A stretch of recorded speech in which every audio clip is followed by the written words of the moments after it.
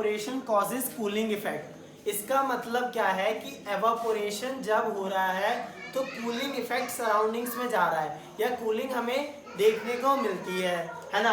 अब इसके daily life example से हम समझ सकते हैं, पर इसका रीजन क्या है वो समझते हैं। ठीक, तो मैंने आपसे क्या बोला था कि अगर हमारे पास कोई कंटेनर है और उसके पार्टिकल जो सरफेस पर प्रेजेंट है ना, तो इनके अट्रैक्टिव फोर्स क्या है, बराबर नहीं है, और पार्टिकल्स क्या है, अब एस्केप करेंगे। अब जब वो पार्टिकल एस्केप करेगा, देखो मैंने अगर कुछ भी कंटेनर बाहर रखा है, ओपन वेसल रखा है, ठीक है, यहाँ एग्जांपल ले लेते हैं ओपन वेसल। ओपन वेसल का मतलब कि इसका जो बाहर का सबसे टॉप लेयर होगी वो टच में होगी बाहर के एनवायरनमेंट से, एयर के। ठीक, तो जब इसके टच में है तो एयर में हमारी सारी ऑक्सीजन गैस, वाटर वेपर सब वगैरह सब कुछ है। ठीक, तो जब ओपन वेसल है और ये एवापोरेट कर रहा है ना, तो एवापोरेट क्यों करेगा कि या तो ये एनर्जी कहाँ से ले, अगर मैं इसे हीट कर दूं, पर हमने नॉर्मली क्या देखा है कि हम हीट तो करते नहीं है किसी कंटेनर को, वो अपने आप एवापोरेट होता है, या किसी भी फैब्रिक को हीट नहीं करते, क्लॉथ को हीट नहीं करते, वो अपने आप ही ड्राई होता है। तो इसका मतलब क्या है कि ये जो पार्टिकल्स हैं अगर ये एवापोरेट कर रहे हैं तो जो आसपास की सराउंडिंग्स है उसके अंदर थोड़ी बहुत हीट एनर्जी है, उससे एब्जॉर्ब कर रहे होंगे। अब वो हीट एनर्जी एब्जॉर्ब कहाँ से कर रहे हैं, इन पार्टिकल ने हीट एनर्जी आसपास से ले ली और अपनी काइनेटिक एनर्जी इंक्रीज कर ली। ठीक है, क्योंकि काइनेटिक एनर्जी इंक्रीज कब करेगी, जब हीट एनर्जी करेगी। तो इन्होंने आसपास के सराउंडिंग से हीट एनर्जी ली और वो स्केप कर गए। ठीक, अब जब आसपास से हीट ले लो, आप समझो इस तरीके से, अगर मैं गर्म चीज वहां से कुछ ले लूं अपने अंदर, तो अब गर्म वहां से आ गया तो वहां तो कूलिंग हो गया, वहां ठंडा रह जाएगा क्योंकि वहां से गर्म चीज हटा ली, या जो गर्म हमारी सराउंडिंग्स थी वो मैंने एनर्जी यूज कर ली पार्टिकल को एवापोरेट कराने में। तो जब पार्टिकल्स एवापोरेट कर गए और जो नीचे के पार्टिकल्स थे वो अगर आ गए कांटेक्ट में एटमॉस्फेयर के, तो जो पार्टिकल्स एवापोरेट गए हैं, एनर्जी लेके गए हैं, तो वो क्या करेंगे, जो आसपास की सराउंडिंग्स है उन्हें कूल कर देंगे।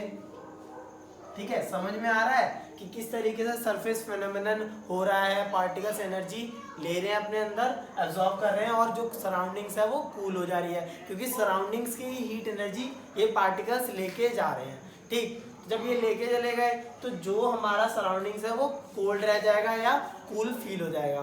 ठीक, अभी थोड़ा कंसेप्ट समझने में प्रॉब्लम आ सकती है। ठीक, अब मैं जरा कुछ डेली लाइफ के एग्जाम्पल लेता हूँ तो हम देखते हैं कि किस तरीके से कूलिंग इफेक्ट होता है ना।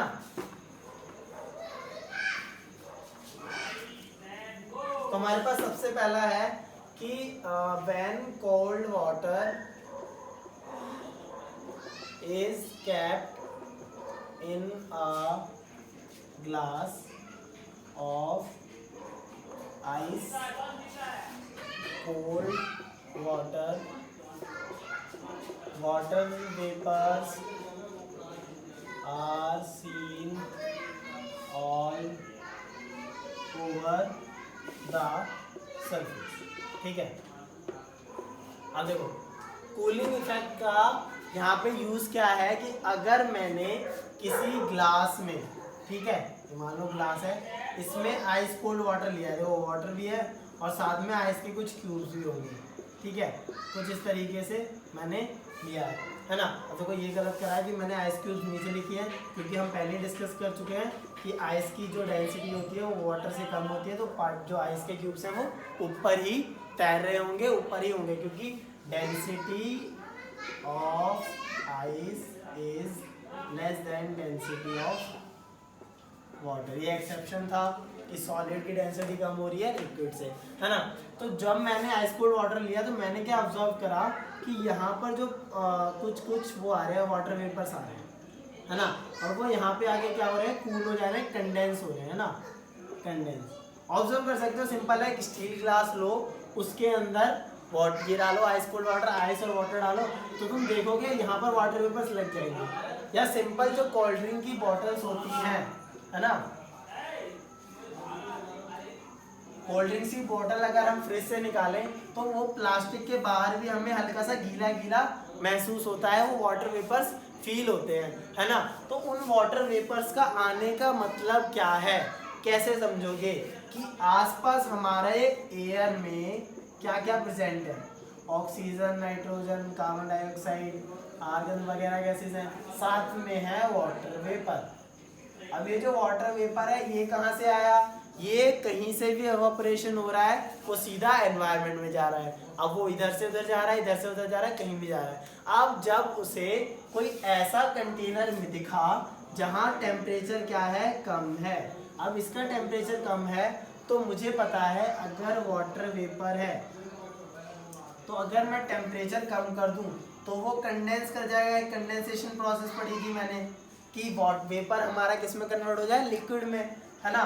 तो वाटर मेरा किस में कन्वर्ट हो जाएगा, लिक्विड में। तो इस कंडेंस का मतलब क्या है कि मेरा जो वाटर वेपर एनवायरनमेंट में प्रेजेंट है वो यहाँ आके कंडेंस कर जा रहे हैं, आके रिसाइड कर जा रहे हैं। जो पार्टिकल छोटे छोटे एवापोरेट हुए थे वो यहाँ पे आके कंडेंस करके वाटर बन रहे हैं और फ्लो कर जा रहे हैं। ठीक, कंडेंस का मतलब समझ में आ रहा है। जैसे कुकर होता है, जब उसे हम खोलते हैं तो हम राइस बनाए या दाल बनाए, कुछ भी बनाओ, तो उस कुकर का ढक्कन का जब उल्टा करके देखोगे तो उसमें पानी के ड्रॉपलेट्स दिखेंगे। वो कंडेंसेशन ही है कि जो पार्टिकल वाटर के लिक्विड स्टेट में थे, जब वो एवापोरेट करके बाहर निकलने की कोशिश कर रहे होंगे तो कुछ तो कुकर से निकल जाएंगे वेपर फॉर्म में, और कुछ जो होंगे वो उस लिड या कंटेनर पे चिपके रहेंगे, तो वाटर ड्रॉपलेट्स हमें दिखती है। तो वो एक्चुअली में कंडेंसेशन प्रोसेस का ही इफेक्ट है। ठीक, तो ये पहला डेली लाइफ का यूज है जहां हम देखते हैं कि कूलिंग इफेक्ट की वजह से एवापोरेशन से कूलिंग इफेक्ट आ रहा है। देखो एवापोरेशन हुआ और यहाँ पर हमें कूलिंग ऑब्जर्व कर रहे हैं। ठीक, अब देखते हैं कि अगर हम डिस्कस करें कि रूफ में या कुछ जो डेली लाइफ एक्सपीरियंस हमें होते हैं एवापोरेशन के कूलिंग इफेक्ट दिखाने के, कि हम कॉटन क्लॉथ्स प्रेफर करते हैं समर सीजन में पहनने के लिए, और वुलन जो क्लॉथ्स हैं वो यूज़ करते हैं विंटर सीजन के लिए। तो इसका जो कंसेप्ट है वो भी एवापोरेशन से आएगा कि हमें पता है कि समर सीजन में हमें ज़्यादा स्वेटिंग होती है। स्वेटिंग माने पसीना ज़्यादा हो रहा है, मोर स्वेटिंग। अब देखो स्वेटिंग ज़्यादा क्यों हो रही है, कि हमारी बॉडी का ऑटो कंट्रोल टेम्परेचर मैकेनिज्म है कि जैसे ही टेम्परेचर बढ़ेगा हमारी बॉडी हीट रिलीज करेगी ताकि हम कूल डाउन हो, क्योंकि हमारी बॉडी का एक टेम्परेचर रेंज है।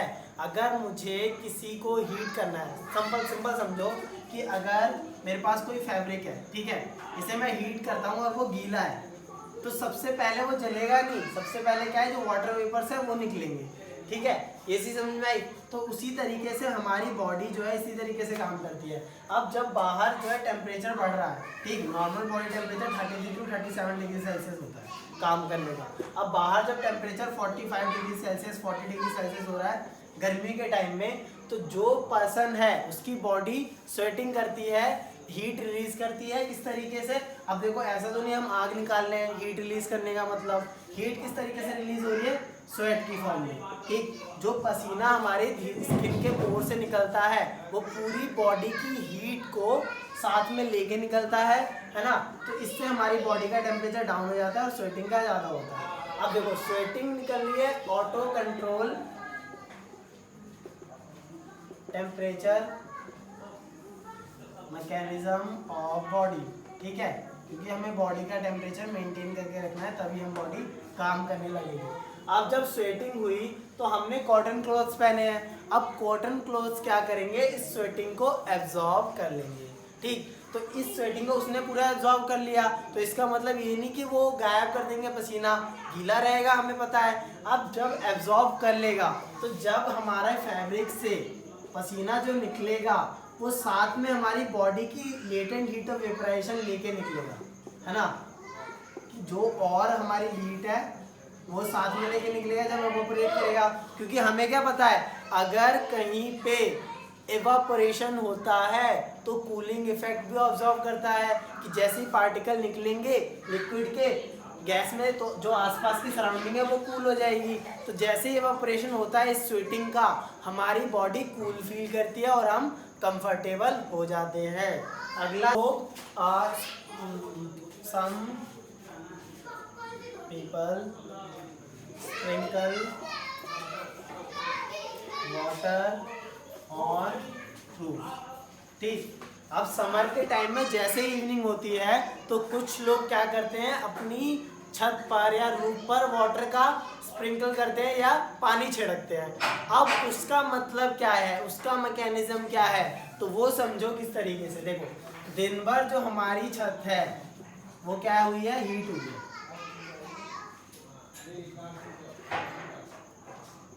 ये दिन भर जो इसका सरफेस है पूरा हीटअप हुआ है। तो जब मैं वाटर स्प्रिंकल करूंगा, उस पर पानी छिड़कूंगा, तो जो मेरा वाटर है वो इनकी सरफेस में जाएगा और जो सारी हीट है वो एवापोरेट करेगी। ठीक है, मतलब अलग अलग जगह से एवापोरेशन होगा।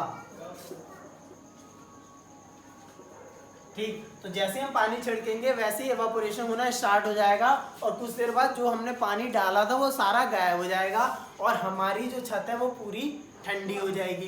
अब ठंडी क्यों हुई, क्योंकि एवापोरेशन कूलिंग इफेक्ट करता है। जो सारी हीट होगी वो मेरे ये जो पार्टिकल्स है, वाटर हमने जो डाला है, वो साथ में छत की हीट लेके एवापोरेट कर गए। कैसे एवापोरेट करें, अब मैंने तो डाला इसमें पानी, ठीक, और यहाँ पर थी हीट, क्योंकि हमारी जो छत है वो पहले से गर्म है, रूफ पहले से ही हाई टेम्परेचर पे है। तो जैसे ही मैंने डाला पानी तो वो ठंडा हुआ और जो पार्टिकल्स हैं उन्हें एनर्जी मिली और वो एवापोरेट करना स्टार्ट हो गए। तो एवापोरेट स्टार्ट करना हो गए तो इसका मतलब कि वो सारी हीट एनर्जी ले लेंगे छत की और जो हमें कूलिंग इफेक्ट ऑब्जर्व करने को मिलेगा। ठीक, जो फोर्थ लास्ट पॉइंट है तो उसको हम खुद भी आजकल ऑब्जर्व कर सकते हैं, क्योंकि हम लोग ज़्यादा यहाँ पर पहले समझते हैं वोलेटाइल लिक्विड्स का मतलब है। ठीक, दो तरह के लिक्विड्स होते हैं, volatile liquids, non volatile liquids.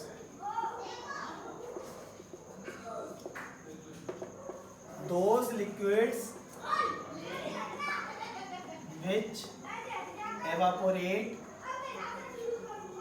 easily, मतलब वो लिक्विड जो आसानी से एवापोरेट कर जाते हैं। नॉन वोलेटाइल लिक्विड जो नहीं करते, क्योंकि जो वोलेटाइल का मतलब those liquid which evaporate easily, और non volatile liquid those who don't, ठीक, जो नहीं करे। सीधा मतलब ये निकला क्योंकि नॉन वोलेटाइल लगा दिया। तो ये जो वोलेटाइल लिक्विड्स हैं, कुछ ऐसे लिक्विड होते हैं जो तुरंत एवापोरेट कर जाते हैं और हमें कूलिंग सेंसेशन देखने को मिलता है। ठीक, जैसे हमें पता है एसीटोन एक लिक्विड है ना। अब एसीटोन तो हमें नहीं पता, लेकिन एक चीज हमें पता है, नेल पेंट रिमूवर। तो जब नेल पेंट रिमूवर अप्लाई करते हैं, ठीक, साथ में नेल पेंट रिमूवर में कई बार अल्कोहल भी होता है। तो जब हम नेल पेंट रिमूवर लगाते हैं तो वो जब उसे हटाते हैं तो हमारी स्किन में क्या है, सेंसेशन फील होता है, जो कि कूल सेंसेशन होता है ना। अब नेल पेंट रिमूवर भी नहीं यूज़ करते हो तो सीधा हम आजकल जो है सैनिटाइज़र यूज़ करते हैं, है ना। सैनिटाइज़र यूज़ कर रहे हैं हमारी हाथ को क्लीन करने में, जो कोरोना वायरस है उसको किल करने में। तो सैनिटाइज़र में क्या है, अल्कोहल। तो जो लेमन पर्सन है, जिन्हें नहीं पता इन सब का, उन्हें ये पता है कि हाँ हाथ सब करके ठंडा ठंडा लगता है। उनको रीज़न का मतलब नहीं पता कि क्यों ठंडा फील हो रहा है या क्यों ऐसा लगता है। तो उसका रीज़न क्या है कि जब ये मेरी अल्कोहल है, अल्कोहल, एसीटोन, ये क्या है, वोलेटाइल लिक्विड। इसलिए मैंने पहले ये पढ़ाया वोलेटाइल लिक्विड क्या होता है, जो आसानी से इवापोरेट हो जाते हैं, जल्दी इवापोरेट हो जाते हैं। तो ये जो हमारे पास हैं ऐसे लिक्विड है जो आसानी से इवापोरेट होते हैं। तो अगर किसी पर्सन ने अपने हाथ में लगाया सैनिटाइज़र तो उसके साथ साथ कुछ वो भी होंगे जो नरिशमेंट करते हो अल्कोहल से। तो अल्कोहल जो है जब वो इवापोरेट करेगा तो हमारे हाथ की जो भी हीट है उसको अपने साथ लेके एवापोरेट कर जाएगा, क्योंकि जैसे छत पर पानी साथ में हीट लेके एवापोरेट हो रहा था, वही सेम चीज़ हाथों में ही अल्कोहल कर रही है कि जो भी हीट है हमारे हाथ की वो अपने साथ गेन करके एनर्जी लेके जा रही है। अब जब वो एनर्जी, हीट एनर्जी गेन करके लेके जा रही है तो आसपास की, हाँ, तो मैं ये डिस्कस कर रहा था कि जो हमारा अल्कोहल है उसमें कि सैनिटाइजर में अल्कोहल है, तो वो जब हम हैंड वॉश करेंगे तो आसपास की जो भी हीट एनर्जी है वो उसे एवापोरेट साथ में लेके एब्जॉर्ब करके एवापोरेट करेगा। अल्कोहल वोलेटाइल लिक्विड है, तो हमारे जो हैंड्स है वो कूलिंग इफेक्ट शो करेंगे। तो हमारा जो चैप्टर है वैसे तो यहीं तक खत्म है एवापोरेशन कॉजिंग कूलिंग इफेक्ट, ठीक। लेकिन लास्ट में एक पैराग्राफ दे रखा है येलो कलर का, जिसमें हमें स्टेट जो दो और एक्स्ट्रा है, सॉलिड लिक्विड गैस आपने पढ़ा, इसमें दो और होती है, प्लाज्मा और बोस आइंस्टाइन कंडेंसेट, ठीक। तो उनके बारे में